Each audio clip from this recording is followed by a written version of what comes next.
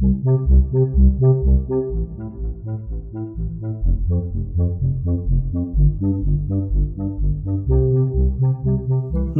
Buddhaya. Welcome to Monks in the Morning from Colombo Dhamma Friends of Mahamayonawa. We're so happy you could tune in today. It's wonderful to get to spend time with all of you. We know that most of you don't get the chance to go to a monastery every day and talk with the monks, so this is a very special opportunity that we have. Today, we're going to hear about an amazing thing that happened in the time of the Supreme Buddha. There was a very poor man with a horrible skin disease. Even though he had to suffer a lot, he would never give up his faith in the Supreme Buddha. We'll also practice Buddhanussati Meditation, and we'll get to hear from one of your friends from the Dhamma school about how they like to collect merit. Now let's take the refuges and the precepts. Sadhu, sadhu, sadhu. Say together with me. Namo tassa bhagavato arahato samma sambuddhassa. Namo tassa bhagavato arahato samma sambuddhassa. Namo tassa bhagavato arahato samma sambuddhassa. Buddhaṃ saranang gacchāmi. Dhammaṃ saranang gacchāmi. Sanghaṃ saranang gacchāmi. Dutiyampi buddhaṃ saranang gacchāmi. Dutiyampi dhammaṃ saranang gacchāmi. Dutiyampi sanghaṃ saranang gacchāmi. Tatiyampi buddhaṃ saranang gacchāmi. Tatiyampi dhammaṃ saranang gacchāmi. Tatiyampi sanghaṃ saranang gacchāmi. Sadhu, sadhu, sadhu. Now to observe the 5 precepts, say after me. Say loudly. I observe the precept of abstaining from killing beings. I observe the precept of abstaining from stealing. I observe the precept of abstaining from sexual misconduct. I observe the precept of abstaining from telling lies. I observe the precept of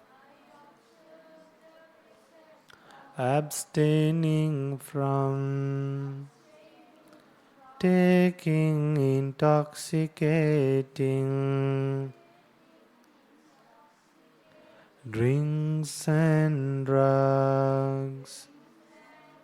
I follow these precepts for happiness in this life, for rebirth in heaven, and to realize the Four Noble Truths. in this Gautama Buddha's dispensation. Sadhu, sadhu, sadhu.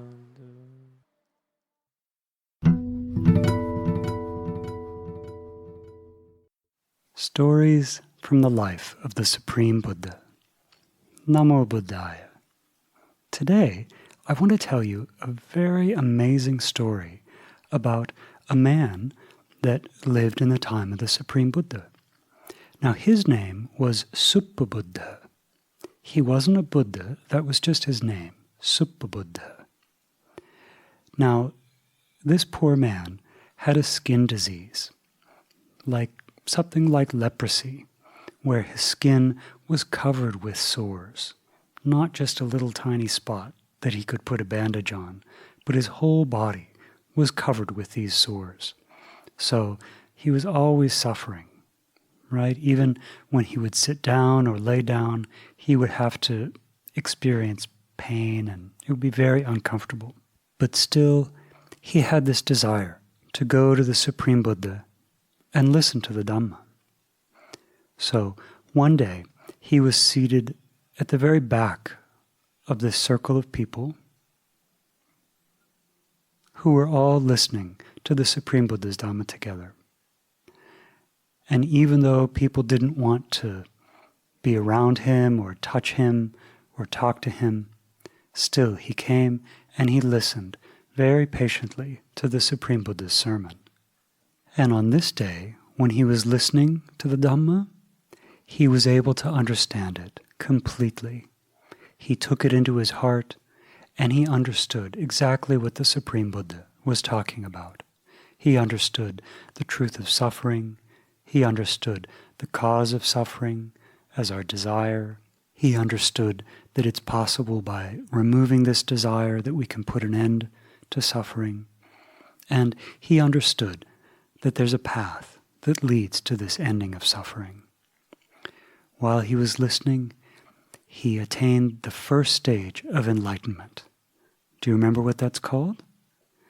Sotapanna. Now, this is a very important thing, children. When someone attains the first stage of enlightenment, there's some special things that happen. They no longer have any doubt in the Supreme Buddha. They don't question anything that the Supreme Buddha said because they believe it completely, because they start to see it for themselves. Another thing that happens is they give up the wrong views that they have about karma. They give up all their superstitions and understand that there are results from action and that they happen in a certain way. And last, they understand that this body that we have, it's not their self. It doesn't belong to them, and it's not who they are.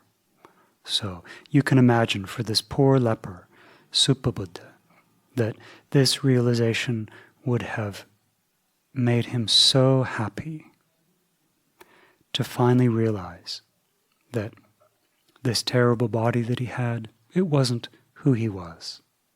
It wasn't even his. Now, another very important thing happens when you attain stream entry. Do you remember what that is? When we attain stream entry, then we can't be reborn in any bad destinations. We can't be reborn in the hell realms, or the ghost world, or the animal world. We're always at least reborn in the human world or the heavenly world if we don't attain nibbana first. So, after this happened, he wanted to go speak with the Supreme Buddha. So he waited for everyone to go away because he knew that people didn't like to be close to him. So he waited for everyone to go and then went up and paid homage to the Supreme Buddha. So after Suppabuddha left the Supreme Buddha, the god Sakka saw what had happened. He saw that Suppabuddha had attained stream entry, And he had this idea to try and test Suppabuddha to see how a stream enterer would react. So he went up to Suppabuddha, floating in the sky, and said to him, Suppabuddha, you're very poor. You're afflicted by this terrible disease. I will give you unlimited wealth if you just say that the Buddha is not the Buddha, that the Dhamma is not the Dhamma, and that the Sangha is not the Sangha. Or to say, I've had enough of the Supreme Buddha. I've had enough of this Dhamma. I've had enough of this Sangha of monks. So Sakka was asking him to give up being a disciple of the Supreme Buddha, saying that the Supreme Buddha wasn't enlightened, that his Dhamma didn't lead to enlightenment, that the Sangha was not following the Supreme Buddha's teachings. Sakka tried to get Suppabuddha to say, I'm tired of this, right? And if he said that, then Sakka said, I'll give you limitless wealth. All the money that you need. You'll have a wonderfully comfortable life. Then Suppabuddha said to Sakka, Who are you? Who are you asking these questions? And Sakka replied, I'm Sakka, Lord of the Gods. And Suppabuddha said to him, Ah, you are a fool. You don't have any shame. How can you think that you can talk to me this way? You say that I'm poor and needy and afflicted. No, that's not the truth. What's really true is that I've achieved great happiness and great wealth. He said, I have the wealth of faith, I have the wealth of sila, or morality, I have the wealth of hiri and ottappa, shame and dread to do wrong. I have the wealth of the Dhamma, the wealth of renunciation, the wealth of wisdom. I have these 7 kinds of wealth. Anyone that has these kinds of wealth, whether it's a man or a woman, that person, we can never say that they're poor. The life of someone like that is not worthless.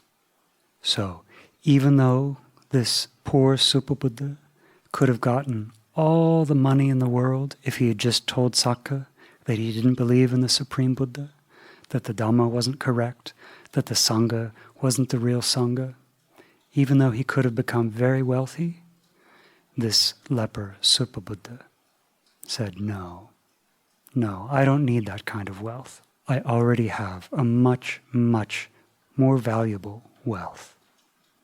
So then Sakka went to the Supreme Buddha and explained everything that had happened. And the Supreme Buddha said to Sakka, yes, you'll never get him to deny the Supreme Buddha. You'll never get him to deny the Dhamma. No matter how much money you give him, he's completely full of faith in the Supreme Buddha, the Dhamma, and the Sangha. Nothing you could offer him would make him give those things up. So children, this is a good thing to remember, that once someone becomes a stream enterer, there's no chance that they'll give up following the Supreme Buddha, even in their next lives. Without this, there's no guarantee. We can hope that in our next life, we'll also have the chance to learn the Supreme Buddha's Dhamma, but without becoming a stream enterer, there's no way to be sure. This is why the Supreme Buddha encouraged us to work so hard to attain the first stage of enlightenment. Then Suppabuddha went to the Supreme Buddha, bowed down, paid homage to him, and explained what had happened, explained his happiness in attaining stream entry. After he got up and left and walked a little way, very sadly, this Suppabuddha was killed by a wild cow, right there on the spot. But you know what? Could he be reborn in a bad destination? No. Why? Because he had attained stream entry.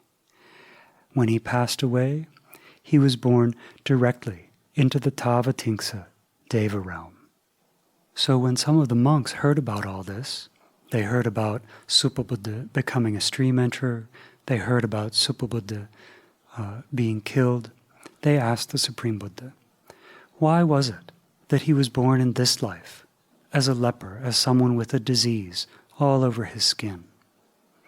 Because for people who don't understand karma, they may not realize that someone could do something in the past that would cause them to have a lot of suffering in this life, but they could still have the wisdom to understand the Dhamma. So that was the situation with Suppabuddha. In the past, the Supreme Buddha said, once he saw a Pacceka Buddha named Tagarasiki, and for some reason in that life, he was very foolish. And when he walked past this Pacceka Buddha, he spit on him. Can you imagine how terrible that must have been? So because of this action, in this life, he had been reborn as a human, but with leprosy. And in previous lives, he was reborn in the hell realms for a very long time. But now he escaped all that. No chance to be reborn in the hell realms. So after the Supreme Buddha explained this, he recited a Dhamma verse. Caranti bālā dummedhā amitteneva attanā Karontā pāpakaṃ kammaṃ yang hoti kaṭukapphalaṃ. Foolish people with no wisdom act as their own enemies. They live doing much evil. Eventually, their evil deeds will bear bitter fruit. Sadhu, sadhu, sadhu. Dear children, we can find this verse in the Dhammapada. It's number 66. So, today we learned an amazing story, how someone who had such a difficult life in this human world was able, by paying attention to the Supreme Buddha, listening to the Dhamma, thinking about it very carefully, he was able to attain stream entry and never have to be reborn in a bad destination. We also learned how someone who's attained stream entry can never give up following the Supreme Buddha. No one can ever convince them with any kind of wealth to try and turn them away. In this world we can see people who do give up their religion for the sake of money, for the sake of power or political gain. But a Sotapanna could never do that. So, having learned this story, having learned these facts, may we too one day attain Sotapanna and soon attain the supreme bliss of Nibbana in this Gautama Buddha's dispensation. Sadhu, sadhu, sadhu. Namo Buddhaya.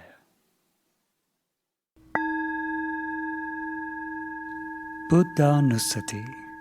Now we're going to practice a helpful meditation called Buddhanussati. To do this, we think about the Supreme Buddha's qualities so that our minds can become very peaceful. This kind of meditation also helps us to develop confidence in the Supreme Buddha, confidence like that leper Suppabuddha had. So, close your eyes and sit quietly. Try not to move so that our minds can become still. Now, think in this way. My great teacher, Gautama Buddha, eradicated passion, hatred and delusion, Supreme Buddha eradicated the desire for seeing forms, eradicated the desire for hearing sounds, eradicated the desire for smelling odors, eradicated the desire for tasting flavors, eradicated the desire for touching tangibles, eradicated the desire for thinking thoughts. In this way, the great teacher, Supreme Buddha, is an arahant. Supreme Buddha realized the Four Noble Truths without anyone's help. In this way, the great teacher is a Samma Sambuddha. Supreme Buddha saw the passing away of other beings. Supreme Buddha recollected past lives, purified the mind from all taint, developed great virtue, concentration and wisdom. In this way, the great teacher is Vijjacharana Sampanno. Supreme Buddha followed the noble path and achieved true happiness, achieved Nibbana. In this way, the great Buddha is Sugato, my great teacher. Supreme Buddha understood all worlds and escaped from all worlds. In this way, the great Buddha is Lokavidut. Supreme Buddha tamed others' mind with supernatural powers by reading others' mind, by preaching the Dhamma, became an incomparable teacher. In this way, the great Buddha is Anuttaro Purisa Dhammasarati. Supreme Buddha became a great teacher for gods and humans.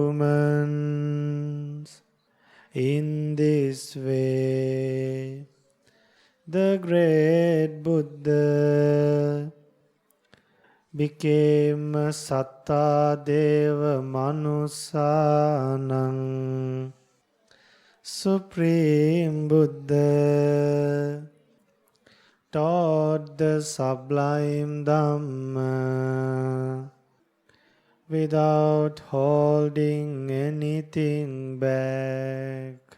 In this way, the great Buddha is Buddha, my great teacher, Gautama Buddha, obtained these unique qualities, became a Bhagava. Sadhu, sadhu, sadhu. My merit methods. How do you like to collect merit? I like to collect merits by helping my parents and grandparents. Every Sunday I visit my grandparents' house to help them to do their work. I also take care of my grandfather while my grandmother was cooking. Because of my grandfather is very old and someone always needs to accompany with him. This is how I collect merits.